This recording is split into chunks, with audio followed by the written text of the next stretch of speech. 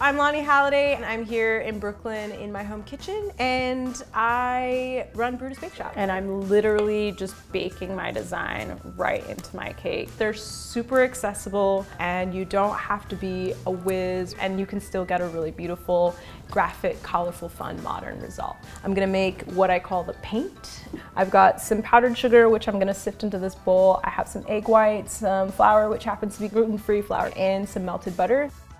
Literally just keep whisking till it's nice and smooth and glossy. You don't want any lumps, which would show up in your final painting that we're gonna do in a little bit. We're gonna add some color.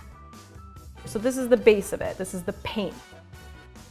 This stencil is what we're actually going to use to create our design. I've basically taken all that TUILE paste, I've put a little bit in just a little container here so I have a little handy amount to use. I just give this a quick stir before I use it just to make sure it's nice and smooth.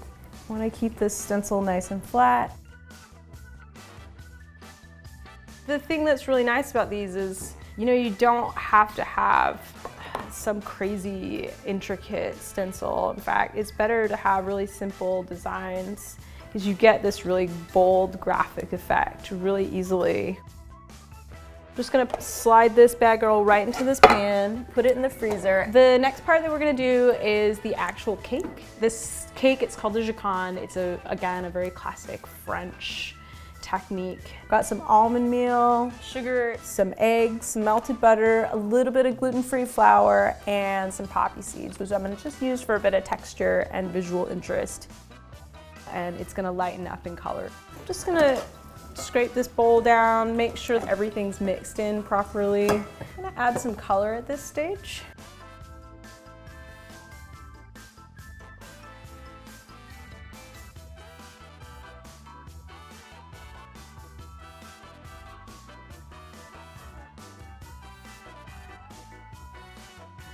I've just pulled this design out of the freezer and I want to work quickly here because this is kind of how I'm going to keep my design really lovely and crisp. I'm literally going to take my cake batter, pour this over the top. It's really nice because it's pretty liquidy.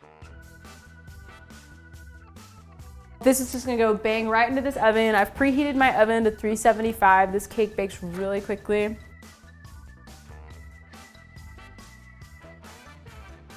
I just want to make sure corner to corner, edge to edge, I'm releasing it from here.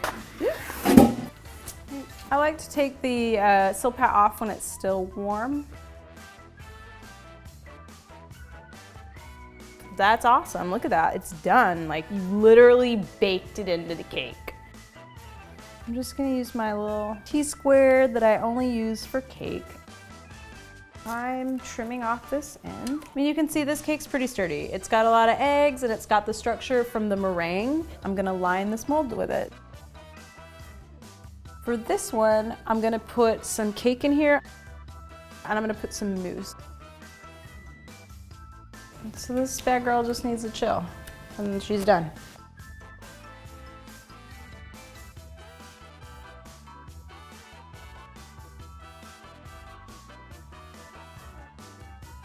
I think it looks beautiful and I'm ready to send this guy out. If you want to watch another Cake Decorating Savvy, click here. Ding.